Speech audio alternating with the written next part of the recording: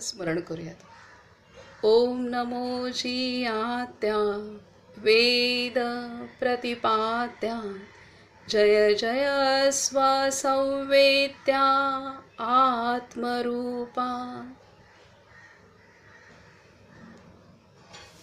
सर्वांना नमस्कार. बाबा मुक्तानंदांनी आपणाला ज्ञानेश्वर माऊलींच्याच अभंगातून साधनेच्या खोलीमध्ये घेऊन जाण्यास सुरुवात केलेली आहे. आपलं सर्वांचं व्यक्तिमत्व हे माऊलींनी सांगितलं की कमळासारखं आहे आणि त्या कमळाला 4 पाकळ्या आहेत आणि त्यातली पहिली पाकळी जी लाल रंगाची आहे आणि जी शरीराला धरून आहे आणि जी पूर्ण 3.5 हात आहे, औट हात म्हटलंय, 3.5 हात असं तिचा आकार आहे आणि अ उ म च्या आकारापासून ती तयार झालेली आहे आणि तिला दुसरं त्या अलाच नाव आहे विश्व. म्हणजे आपण थोडक्यात असं समजू शकतो की या विश्वाचं पण जे स्थूल देह आहे तो स्थूल देह अकारापासून आहे आणि आपला स्थूल देह आहे जे दिसतोय जे शरीर ते अकारापासून आहे. ओंकारातली 3.5 मात्राचा ओंकार आहे म्हणजे अ उ म आणि अर्धचंद्र. ती जी मात्रा आहे तर अ म्हणजे अकार ही पहिल्या पाकळीला प्रेझेंट करतं, पहिली पाकळी अकारात नाही. इतकं सुंदर आपल्याला बाबा मुक्तानंदांनी काल सांगितलं. आणि जेव्हा आपण साधना सुरू करतो तर त्यावेळेला साधना सुरू केल्यानंतर मग आपल्या पहिल्या पाकळीमध्ये बदल व्हायला सुरुवात होते आणि पहिल्या पाकळीमध्ये जे मलदोष जन्मजन्मांचे आपले आहेत ते मलदोष दूर व्हायला सुरुवात होते आणि नाडीशुद्धी होते. नाडीशुद्धी म्हणजे आपल्याला सांगितलेलं आहे की 72,000 नाड्या, त्यातल्या 100 नाड्या मुख्य, त्यातल्या 10 मुख्य, त्यात 10 मधल्या 3 मुख्य, त्या 3 मधली 1 सुषुम्ना मुख्य. कारण त्या सुषुम्नेमध्ये कुंडलिनी शक्तीचा प्रवास असतो आणि सुषुम्ना ती कुंडलिनी शक्तीचं जागरण झालं मग ती शक्ती त्या इडा पिंगळा सुषुम्नेतून मग पूर्णतः 72,000 नाड्यांमधनं संपूर्ण शरीरातल्या पेशीमध्ये जाते. त्यामुळे जेव्हा साधन सुरुवात होते साधनेला त्यावेळेला मग हे शरीराची शुद्धी ही होते आणि त्या शुद्धीच्या क्रियेमध्ये मग आपल्याला काही शारीरिक लक्षणं दिसतात की काही थोडेसे तक्रारीसुद्धा आपल्याला निर्माण होतात, काही मानसिक लक्षणंसुद्धा निर्माण होतात. त्यामुळे जेव्हा आपण काही आध्यात्मिक साधना सुरू करतो, इथे जरूर नाही की केवळ ध्यानच सुरू करणं, आपण अभ्यास जरी सुरू केला की काही वाचन करतोय, ऐकतोय, काही चिंतन करतोय, हे जरी सुरू केलं किंवा काही संगीत ऐकतोय हे जरी सुरू केलं तरीसुद्धा आपल्या शरीरामध्ये त्या शक्तीचं जागरण होतं. आणि त्या शक्तीचं जागरण म्हणजे असं जरूर नाही की तासनतास साधना केल्यानंतर त्यावेळेला तिचं जागरण तेव्हा तीव्रतेने आणि खूप उच्च पातळीवर होणार आहे त्याबद्दल वादच नाही आहे. परंतु जेव्हा आपण कुठल्याही पद्धतीने अनुसंधान करतो, आपण सतत त्या आत्मचिंतनात, सतत त्या सत्याच्या जीवनाच्या सत्याच्या चिंतनात असतो, आपली रोजची कामं करत असताना सुद्धा, तर त्यावेळेला सुद्धा त्या चिंतनात असताना सुद्धा कळत न कळत आपली जी शक्ती आहे कुंडलिनी शक्ती तिचं जागरण किंवा तिच्यावरती तिचं तेज वाढायला मदतच होत असते आणि तिचं तेज हळूहळू का होईना वाढत असतं आणि त्यामुळे अनेकदा आपल्याला वेगवेगळी लक्षणं दिसू शकतात. तर अनेकदा भीती वाटू शकते, जसं बाबा मुक्तानंदांना वेगवेगळ्या लक्षणं दिसली तर अशी वेगवेगळी भीती वाटू शकते, काही राग, चिडचिड ह्या सगळ्या गोष्टी होऊ शकतात किंवा सकारात्मक चांगलं वाटू शकतं, त्याचबरोबर हे पण वाटू शकतं. दोन्ही भावना असतात. जेव्हा साधन सुरू करतो तेव्हा आपल्याला सकारात्मक आणि आधीच्या संस्कारांतली दोन्ही भावना एकत्रित असतात. सकारात्मक आतमध्ये येऊ पाहत असतं आणि जे आधी साचलेले संस्कार आहेत ते बाहेर जाऊ पाहत असतात. त्याच्यामुळे ते बाहेर निघत असतात आणि नवीन संस्कारांचं, नवीन किंवा शुद्ध संस्कारांचं तिथे रुजणं चालू असतं. त्याच्यामुळे दोन्ही संस्कार असतात तिथे घाबरून जायची आवश्यकता नाही. त्याला धैर्याने सामोरी जायचे आणि शांतीमध्ये आपण एक एक टप्पे पार करायचे आहेत. तर ह्या पद्धतीने आपल्याला काल पहिली पाकळीच्या संदर्भात सांगितलं. आणि पहिली पाकळी ही जी आहे साधना करत असताना तिच्यामध्ये असलेली लक्षणं, तिच्यामध्ये जाणवणारी स्पंदनं आणि काही अनुभूती हे काही कालावधी चालू असतं. कारण तीच पाकळी जड आहे, त्या जड पाकळीला शुद्ध व्हायला तितकाच वेळ पण घेतला जाणार आहे. तर अशा पद्धतीने पहिल्या पाकळीच्या विषयी शरीराच्या संदर्भात सांगितलं. नंतर आपल्याला सांगितलं की तंद्रेविषयी सांगितलेलं आहे की जेव्हा ध्यान लागतं आणि ऊर्जेचा प्रवाह प्रत्येक नाडीतून शरीरामध्ये वाहू लागतो तेव्हा एक मस्ती, एक धुंदी, एक छान वाटणं हे सुरू होतं.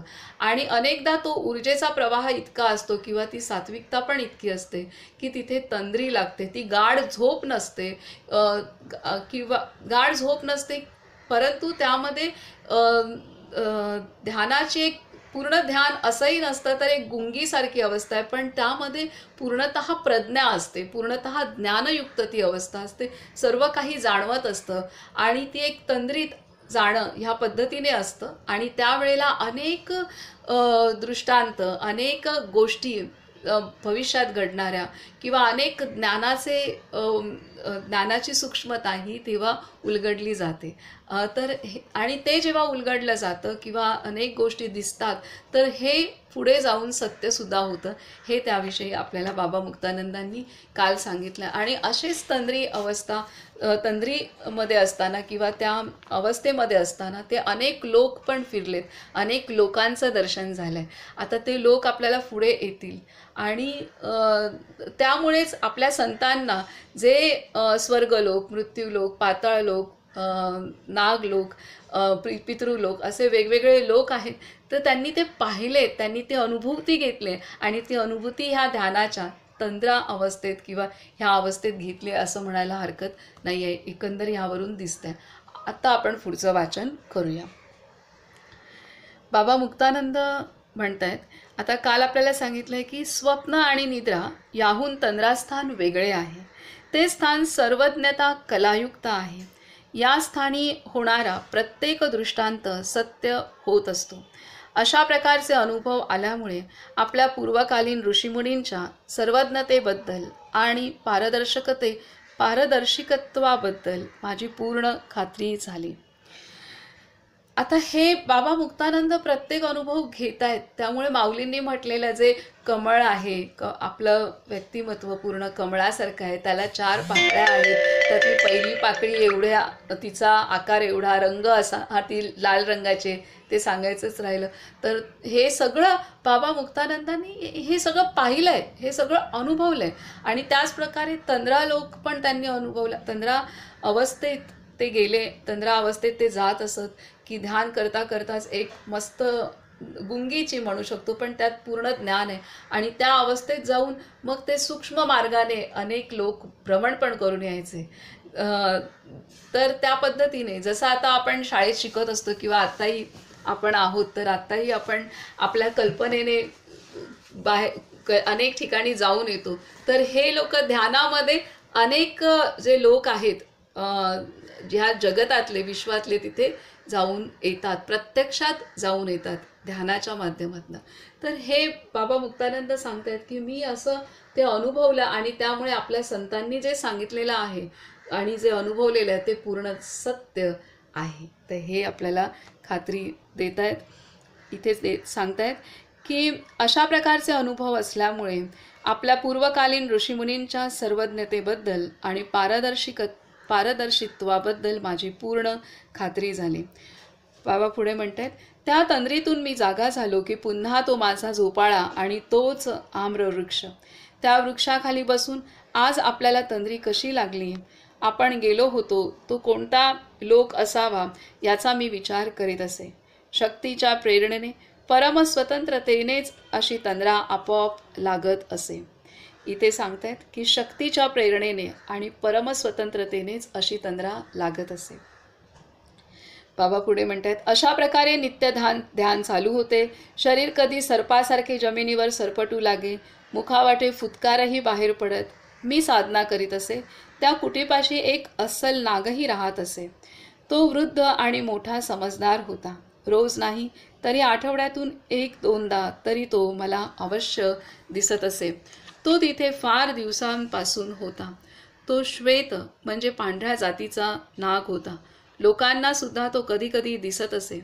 त्याचा माझा फार स्नेह होता. जिथे योगसाधना होते तिथे योगेश्वराची कोणती ना कोणती विभूती अवश्य असतेच असे मी ऐकले होते. नाग ही महायोगेश्वर परमशिवाची प्रत्यक्ष विभूती आहे. ज्या दिवशी त्या नागाचे दर्शन होत असे त्या दिवशी ध्यानात मला अत्यंत आनंद होत असे. मी त्या नागनाथाला बाबा नागेश्वर म्हणून हाक मारत असे. नागांना अंतःकरण असते. त्यांना श्रेष्ठ मनुष्याबद्दल आदरभाव असतो. इथे आता नाग तिथे आसपास कुटीजवळ होता. पांढऱ्या रंगाचा नाग आपण पहिल्यांदाच ऐकलं आहे. पांढऱ्या रंगाचा पण नाग असतो. तर इथे दिलं आहे आणि अनेकांना दर्शन पण व्हायचं. आणि इथे दिलं आहे नागांना अंतःकरण असतं. म्हणजे नागांची जाणीव जी आहे सर्व प्राण्यांमध्ये तर ती जाणीव चांगली असते नागांची. आणि त्यामुळे म्हणजे इथे साक्षात्कारामध्ये सुद्धा शेष दिसणं, फणा दिसणं हे उच्च कोटीचे साक्षात्कार मानले जातात आहेत. म्हणजे उच्च कोटीचे साक्षात्कार आहेत तर किंवा अनुभूती आहेत ह्या. आणि इथे दिलं आहे की नागांना अंतःकरण असतं आणि त्यांना श्रेष्ठ मनुष्याबद्दल आदरभाव असतो. त्यांना पण अंतःकरण असल्यामुळे त्यांना जाणवतं श्रेष्ठ मनुष्य, श्रेष्ठ जीव त्यांना जाणवतो. पुढे बाबा मुक्तानंद म्हणतात, माझे भाग्य नेहमीच थोर, सुखीत सुद्धा माझ्या साधनेला अनुकूल आणि सेवाभावी वृत्तीचे पुष्कळ लोक मला मदत करीत असत. यानंतर मी अन्न कमी करण्याचा विचार केला. भोजनात बदल केला. दुपारच्या भोजनात थोडासा भात आणि 1-2 साध्या भाज्या असत. रात्री थोडे दूध घेत असे. ध्यान करताना अंतर्यामी सदभावाबरोबर आता कुभाव देखील स्फुरू लागले. काहीही कारण नसताना क्रोध, मोह, निष्ठुरता का उसळून येते कुणास ठाऊक. 10 वर्षांपूर्वी कुणीतरी माझा द्वेष केला असेल तर त्याची आत्ता आठवण येऊन त्या माणसाबद्दल भयंकर राग येत असे. राग ओसरला की पश्चाताप होत असे. लाज पण वाटत असे. इथे दिलंय की असंच आहे, असं होतं आणि आपण प्रत्येकजण असे अनुभवतोय, अनुभवणार सुद्धा. आणि असं नाही आहे की सुरू केलं की लगेच आपले मानसिक भाव लगेच बदलतील. उलट जे आंतर्य असतात ते उसळून हल्ले जातात ते, कारण ते चित्तात असतात आतमध्ये दबलेले, लपलेले, आपल्याला माहीत नसलेले. आणि असे अनंत भाव आहेत प्रत्येकाच्या अंतरी. ह्या जन्मातले अनंत जन्मातल्या भावना, कुठल्या भीतीच्या, रागाच्या, दडपणाच्या, द्वेषाच्या, मत्सराच्या, अशा वेगवेगळ्या भावना आहेत. आणि त्या भावना जेव्हा साधन करू लागतो तर ती जी जागरण होतं तर ते जागरण त्या चित्ताला तिथे पण ती खळबळ होऊन जाते. आणि ते जे असा दही आहे, दही आपण रवी घातली तिथे घुसळायला सुरुवात केली तर ते दही घुसळायला आपल्याला ताक तयार करायचं आहे, ताक आणि लोणी काढायचं आहे. तर दही जेव्हा घुसळायला सुरुवात करतो तेव्हा जोपर्यंत ते शांत असतं तोपर्यंत काही बाहेर काही नाही आहे, सगळं ठीक आहे. पण जेव्हा घुसळायला सुरुवात करतो तेव्हा खालपासून प्रत्येक ठिकाणचं सगळं बाहेर येतं आणि मग तो लोण्याचा गोळा येईल, ताक बाजूला, लोण्याचा गोळा बाजूला. तर त्याच पद्धतीने आपण जेव्हा साधन करतो तर त्यावेळेला जे आतमध्ये नाम घेऊ किंवा आपण जी ब्रह्मविद्येच्या नुसार श्वासाची साधना करू किंवा नामस्मरणामुळे नामाची साधना करू किंवा आता विपश्यनेमध्ये आता मी जाईल तर लक्षात येईल की काय पद्धती आहे ध्यानाची. तर त्या पद्धतीने समजा साधन असेल कुठल्याही पद्धतीने किंवा ब्रह्मकुमारीजनुसार साधन काय असेल, कुठल्याही पद्धतीने साधन का असेल, आपण जेव्हा ते आपण आतमध्ये साधन करतो तर त्यावेळेला ती ऊर्जा आतमध्ये जात असते. आता रवीने दह्यामध्ये आपण रवी जेव्हा फिरवतो तेव्हा काय होतं, तिथे ऊर्जा निर्माण होते, शक्ती असते आणि ती ऊर्जा, ते उष्णतेची शक्ती, आणि त्यामुळे ते त्या दह्यातलं, त्या घट्ट दह्यातलं लोणी बाजूला होतंय काय आणि ताक बाजूला होतंय काय, ही क्रिया घडते. जणू तसंच काही आपल्या अंतःकरणात जो मल आहे, तो मल आपण जेव्हा नाम घेऊ लागतो किंवा श्वासाची साधना करू लागतो, तर सुरुवातीच्या काही कालावधी, हा कालावधी प्रत्येकाचा काही महिन्यांचा असेल किंवा वर्षांचा असेल, तो सांगता येत नाही किती असेल. तर काही कालावधी जो आहे, साधन करत करत आपल्या चित्तातले ते मळ एक एक वर येत असतात आणि ते बाहेरही पडत असतात, आणि त्यामुळे वेगवेगळे भावना निर्माण होत असतात. ह्या सगळ्यातून आपल्याला जावं लागणं आवश्यक आहे, कारण ते बाहेर येणारच आहे, आणि त्याला कशा पद्धतीने बघायचं आणि काय ते आपण जागरूक राहून त्याला मार्ग काढत पुढे जाणं आवश्यक आहे. इथेच अनेक साधकांचा गोंधळ गडबड उडते आणि मग भटकलं जातं, इथेच भटकलं जातं की मग चिडचिड होते, काय चाललंय कळत नसतं आणि खूप राग येत असतो, किंवा कधीकधी खूप काम विकार होत असतात, कधीकधी द्वेष, कधीकधी दडपण, कधीकधी भीती, असं जे काही साठलंय आतमध्ये ते येत असतं आणि तिथे गोंधळून जातो. आणि मग साधक किंवा कोणतीही व्यक्ती किंवा आजूबाजूचे पण म्हणतात, अरे हे तुम्ही एवढं करताय आणि हे काय तुम्ही चिडताय आणि काय करताय. बाजूचे ना तर त्यांना काही इतर लोक तर काही करत नसतात आणि नेमकं ही संधी मिळत असते, हे सगळं आहे. पण आपण इथे संयमाने राहणं आवश्यक आहे की ठीक आहे असं होतंय, आपण त्रागा करून न घेणं, आपल्या आतमध्ये असं होतंय, हे हळूहळू निघून जाणार आहे आणि ते निघून जातं, हे आवश्यक आहे.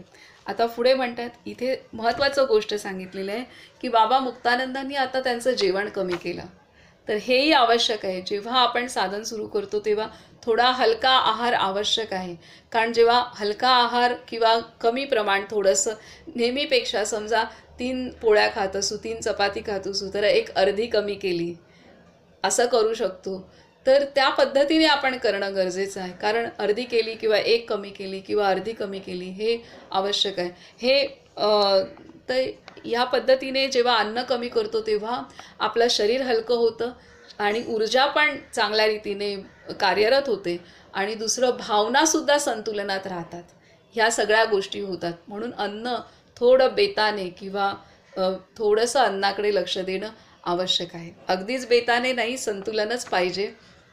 आता पुढे बाबा म्हणत आहेत की ध्यानाची रक्तभूमिका म्हणजे रक्तवर्णाच्या ज्योतीचे दर्शन.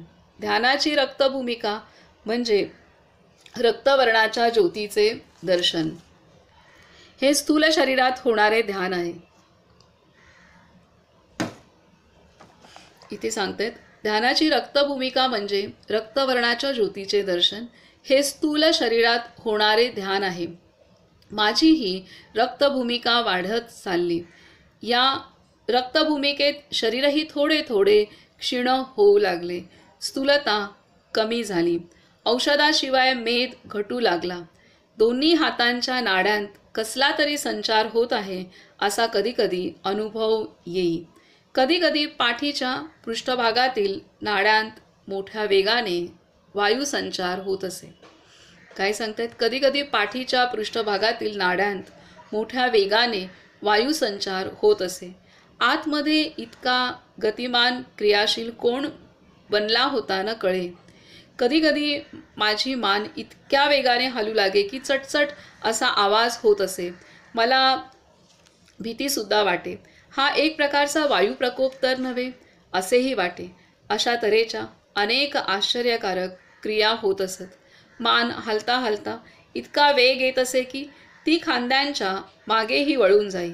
कधीकधी माझी पाठही मला दिसू शके.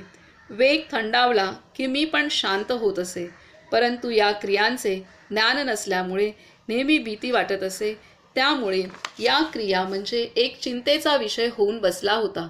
काही दिवसांनंतर समजले की मेरुदंडातून वर सहस्त्रदलात जाण्याची कुंडलिनी महादेवीची ही एक हठयोग क्रिया आहे.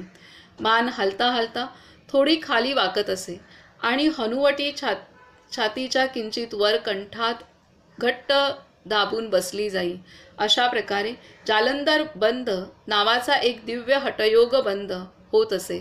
वरच्या बाजूला जालंधर बंद झाला की खाली गुदद्वारात एक अशी क्रिया व्हायची की आपण काहीही केले नाही तरी ती आपोआप बंद होत असे आणि पुन्हा सुरू होत असे.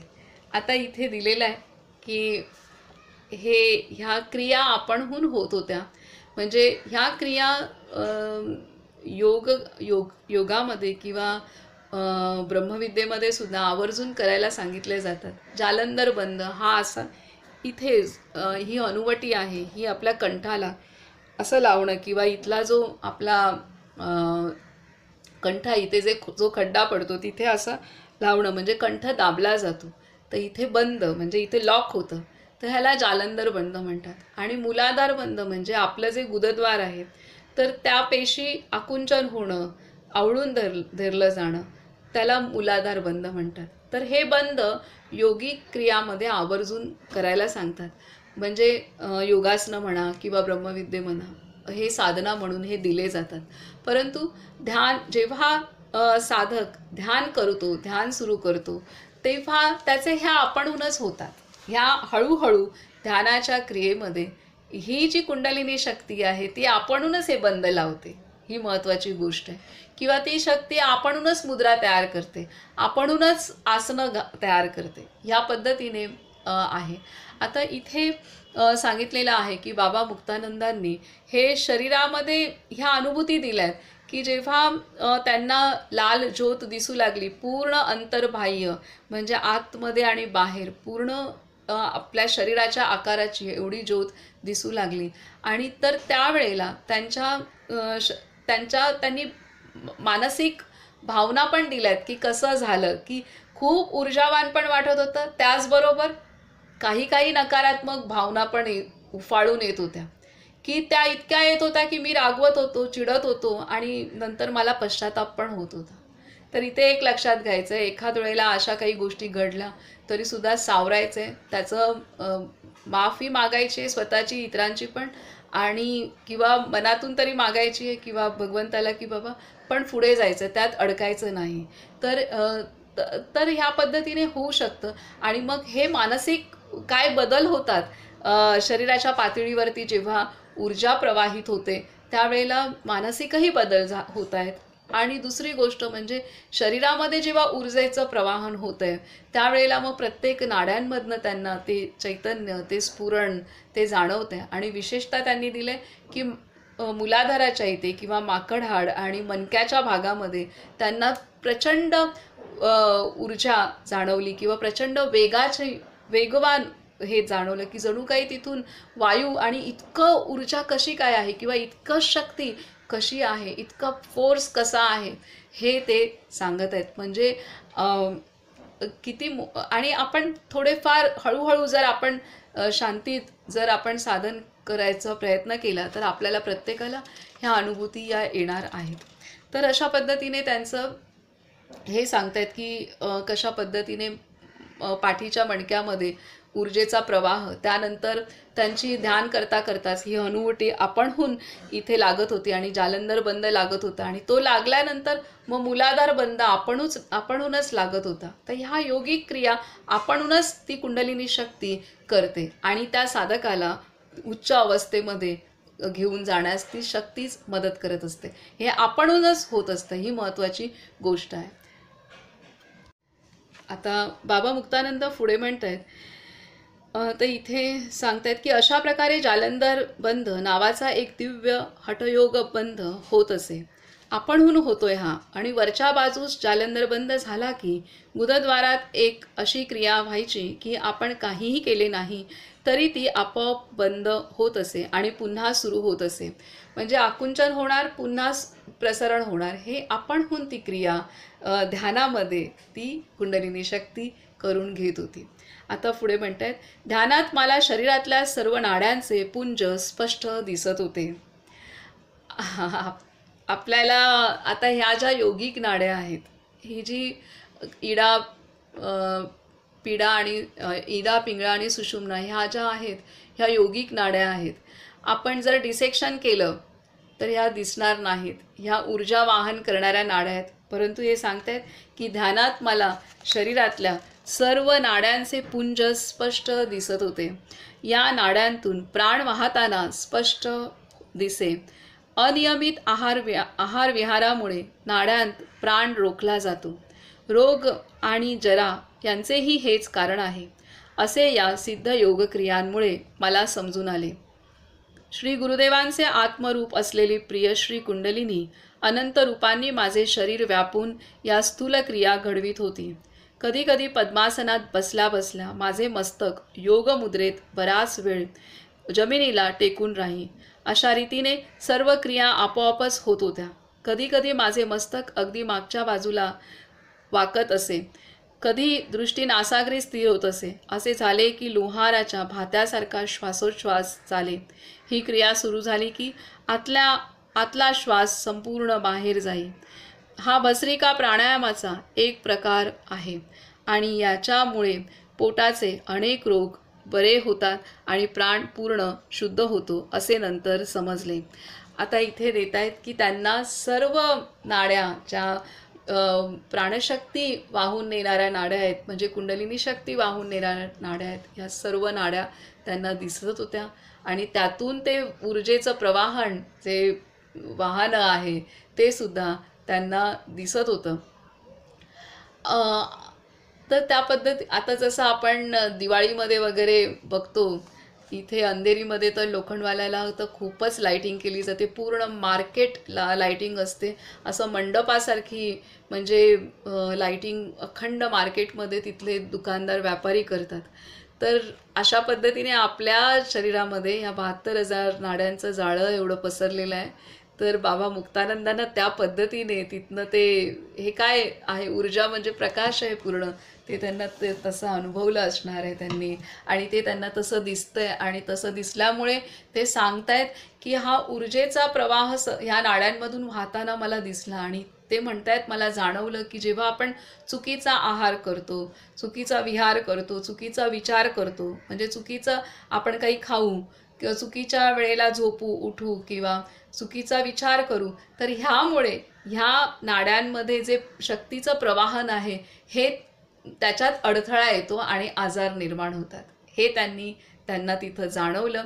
आणि इथे ते सांगतायत की रोग निर्माण होणं आणि म्हातारपण ह्यालासुद्धा हेच कारण आहे की शक्तीच्या जे वाहनं आहे त्याच्यामध्ये अडथळा निर्माण होणं. म्हणूनच जेव्हा एखादा वयस्कर जे साधक आहेत त्यांची वय कळत नाहीत, त्यांचे केस दिसतात पिकलेले, त्यांचं किंवा पण चेहऱ्याने किंवा ह्याने वय कळत नाही किती आहे, कारण त्यांची त्वचा, त्यांचं बोलणं, त्यांचं तेज हे एवढं असतं की वय नाही कळत त्या माणसांचं, भले केस पिकले असतील किंवा बाकी काय. तर हे आपल्याला तिथे दिसतं की कारण त्या प्राणशक्तीचं वहन चांगलं असल्यामुळे वार्धक्याची लक्षणं दिसत नसतात किंवा रोगही वयाच्या मानाने आलेले नसतात. तर हे इथे देत आहेत. आणि इथे महत्त्वाची गोष्ट, जसं जालंधर बंद लागला, मूलाधार बंद लागला, त्याचप्रमाणे त्यांचं मानेच्या पण हालचाली, म्हणजे अगदी मान पण अशी पूर्ण फिरायची, म्हणजे पूर्ण की पाठ त्यांची दिसायची, असंही त्यांनी दिलं. आणि नंतर पुन्हा परत पूर्ववत यायची. किंवा कधी कधी मान पद्मासन घातलंय, मान पूर्ण जमिनीला टेकली आहे आणि ते हे आहेत, म्हणजे ती जी कुंडलिनी शक्ती आहे ती त्यांना त्या पद्धतीने ते सगळी हे करवत होती. कारण त्या भागातल्या नाड्या शुद्ध करण्यासाठी हे आसनं आवश्यक असतात किंवा आसनं करणं गरजेचं असेल तर ती कुंडलिनीच त्यांना वाकवत होती, ती कुंडलिनीच हे करत होती. एवढं मोठं हे आहे जे आपल्याला हे आवर्जून करावं लागतं की मला पद्मासन घालावं लागेल किंवा मला जालंधर बंद लावावं लागेल, मला मूलाधार जे आहे आकुंचन ते करावं लागेल. परंतु इथे जेव्हा ध्यानाच्या उच्च पातळीमध्ये साधक जातो तर त्यावेळेला ती कुंडलिनी शक्तीला माहीत असतं की आता कुठल्या भागातलं मला मोकळं करायचं आहे, कुठल्या भागामध्ये मला प्रकाश पाठवायचा आहे, कुठल्या भागामध्ये मला ऊर्जा पाठवायची, कुठल्या भागामध्ये मला सप्लाय करायचं आहे. तसं ते त्या त्या त्या गोष्टी होत होत्या आणि तसा तसा त्यांचा श्वासही होत होता. कधी भात्यासारखा श्वास होता, कधी थांबलेला श्वास असेल, कधी जलद असेल, कधी न घेतला असा असेल. तर ह्या सर्व गोष्टी मग ती शक्ती स्वतः घेते आणि खूप मोठी गोष्ट आहे. तर आणि म्हणून इथे देत आहेत की आणि अशा प्रकारे सांगितलं की अनेक रोग बरे होण्यास मदत होते आणि प्राण पूर्ण शुद्ध होतो असे नंतर समजले की या सर्व गोष्टींमुळे अनेक रोग बरे होतात, प्राण शुद्ध होतो असं हे नंतर त्यांना समजलं.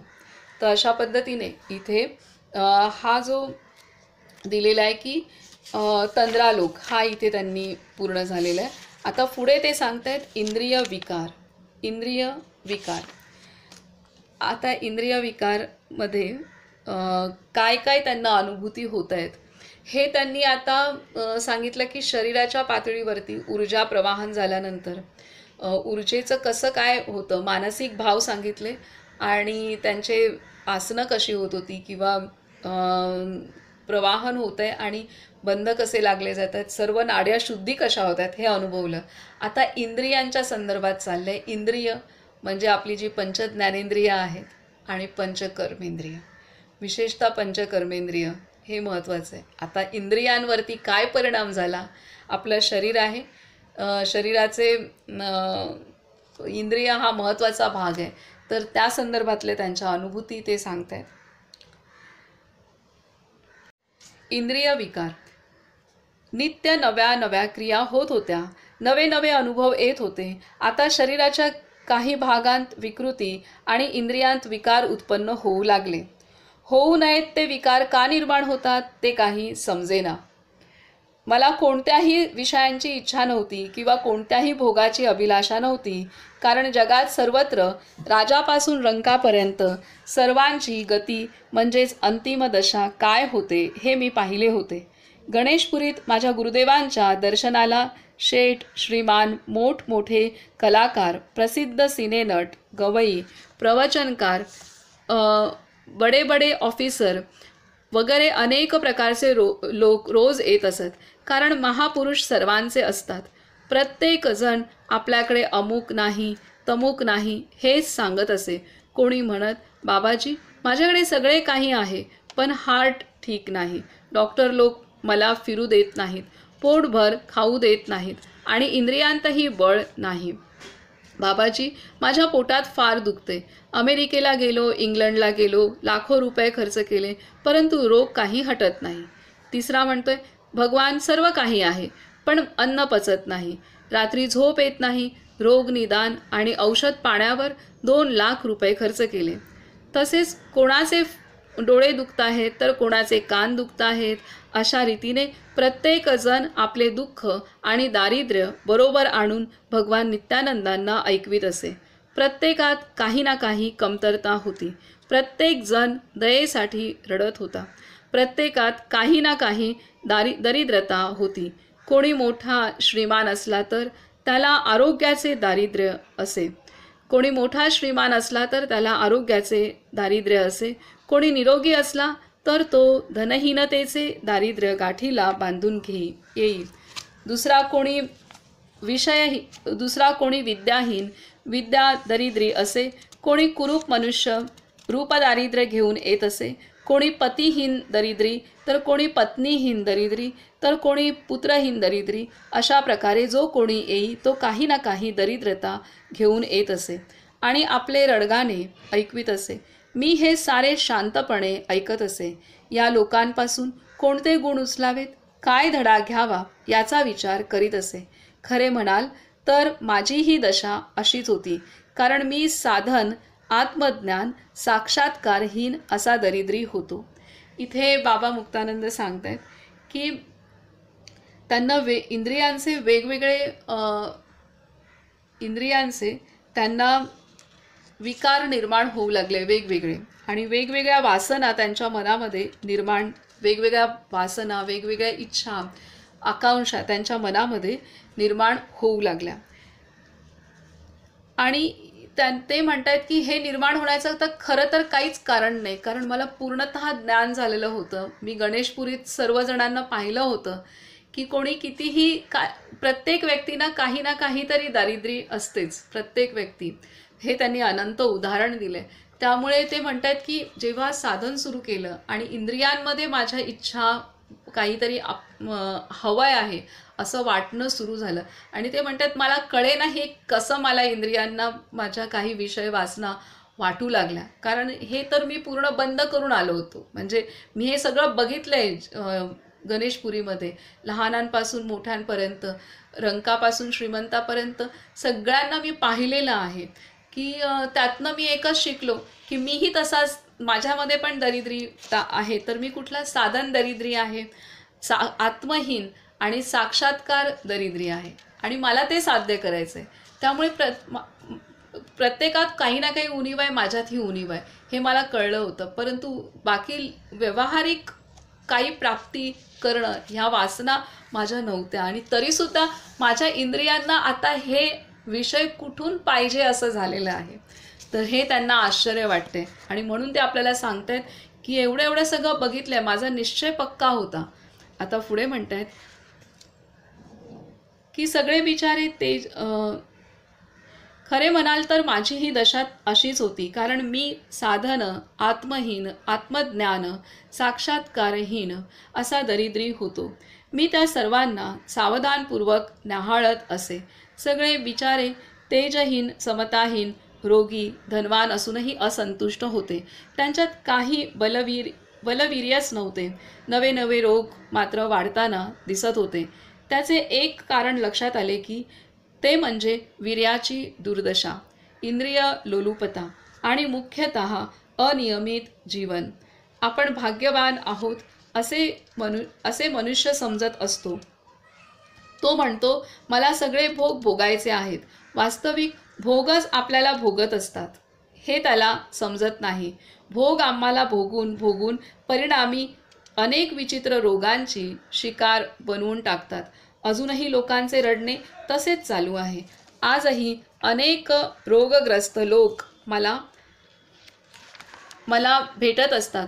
त्यावेळी बाबाजींच्या पाशी येणाऱ्या या लोकांची ही दशा वारंवार पाहून मी मात्र एक साधनेचीच आशा बाळगून बसलो होतो.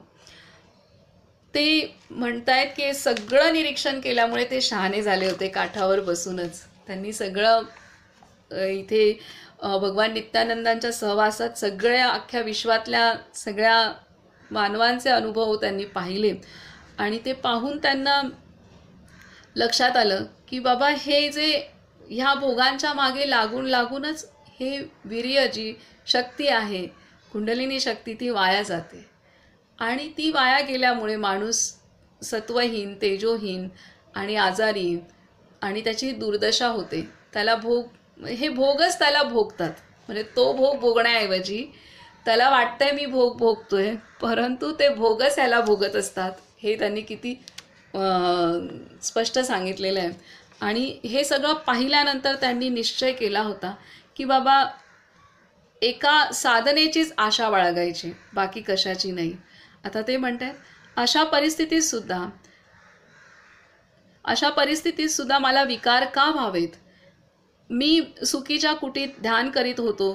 ध्यानात रक्तवर्ण ज्योत दिसत होती. आता हे सांगतायत मी एवढा सगळा निश्चय केलेला आहे की हे सगळं विश्वातलं बघून मी निश्चय केला आहे की साधनेचीच आशा धरायची आहे, आणि असं एवढा पक्का निश्चय आहे. मला ध्यानाच्या चांगल्या अनुभूती येत आहेत, सर्व काही मी ऊर्जा अनुभवतोय, सर्व काही, आणि तरी माझ्या इंद्रियांमध्ये काही काही इच्छा निर्माण होऊ लागल्यात. आता हे कुठून येत आहे हा प्रश्न आहे त्यांना, की अशा परिस्थितीत सुद्धा मला विकार का व्हावेत. मी सुखीच्या कुटीत ध्यान करीत होतो. ध्यानात रक्तवर्ण ज्योत दिसत होती. संतोष पण वाटत होता. तरीसुद्धा ध्यान करता करता मधूनच अशी एखादी क्रिया होत असे की माझीच मला अतिशय लाज वाटे. मला इतकी निर्लज्ज क्रिया का व्हावी हे काही समजत नव्हते. या ठिकाणी मी ती कथनसुद्धा करू नये. कोणाला सांगितले तर मी निर्बुद्ध आहे असे लोक म्हणतील. सामान्य संसारी लोकांना सांगितले तर आजकालचे संन्यासी असेच असतात, हरामाचे खातात, मग काय, यापेक्षा संसार बरा, यात निदान भोग भोगता भोगता परमार्थही साधता येतो, असेच म्हणणे ऐकून घ्यावे लागेल. मी आता अगदी लज्जास्पद गोष्ट सांगणार आहे. ही घृणास्पद गोष्ट ऐकून माझ्या प्रिय मातृतुल्य शक्तितुल्य मायबहिणींनी कृपा करून माझ्यावर रागावू नये. मला आशीर्वाद देऊन मी असे का सांगतो आहे याचे कारण आणि प्रयोजन नीट ध्यानात घ्यावे. प्रिय वाचकांनी आणि इतर साधक मंडळींनीही हे लिहिण्याची आवश्यकता लक्षात घ्यावी. आता इथं देत आहेत अत्यंत सूक्ष्म आणि संवेदनशील भाग पुढे असणार आहे, तो आपण उद्या वाचू. इथे आपल्याला ते सांगतायत की इंद्रिय जे आहेत तर इंद्रियांमध्ये वेगवेगळे विकार, प्रत्येक इंद्रियामध्ये एक एक विषय वासना आहेत. तर ते आपले जीभ आहे, तर जिभेमध्ये रस आहे, नाकामध्ये गंध आहे. तर हे प्रत्येक इंद्रियामध्ये एक एक विषय वासना आहेत. तर ते विषय वासना त्यांना खेचत होते. आणि इथे महत्त्वाचं दिलं आहे कर्मेंद्रियामधलं इंद्रिय, जे इंद्रिय अत्यंत नाठाळ की संसारी लोकांना पण त्रास देत असतं. आणि तसंच जेव्हा साधना मार्गावरती साधक जातो, मग तो ब्रह्मचारी जरी असला तरीसुद्धा ते इंद्रिय त्याला सतावतं. तर त्या पद्धतीने त्या अनुभूती सांगतायत. आणि इथे ते सांगतायत पुढच्या ज्या अनुभूती आहेत ते आपण सगळ्या वयाचे आहोत इथे एकत्र. आणि परंतु सगळ्या वयाचे असलो तरी लहानापासून वयस्कापर्यंत प्रत्येकामध्ये सर्व काही इंद्रिय आहेत. मन आहे, बुद्धी, चित्त, शरीर आहे. हा पंचमहाभूतांचा गोळा आहे आणि पंचविषयांचा गोळा आहे. तर त्याच्यामुळे प्रत्येकामध्ये ते आहे. आपण सर्वांनी बाबा मुक्तानंदांनी जसं सांगितलेलं आहे की एक सगळ्या माता बहिणींनी मोठं मन करून किंवा हे करून समजून घ्यावं, तसंच आपण इथे पुढचा संवेदनशील भाग उद्याला वाचनात येईल, उद्या परवा. तर तो अगदी त्या पद्धतीने समजून घेऊ. आणि त्यांनी इतका ओपनली लिहिलं आहे, हे त्यांचं महात्म्य आहे की अनेक साधकांना ते मार्गदर्शक आहे. तर आपण इथं थांबूयात. आणि सर्वांना नमस्कार. आपण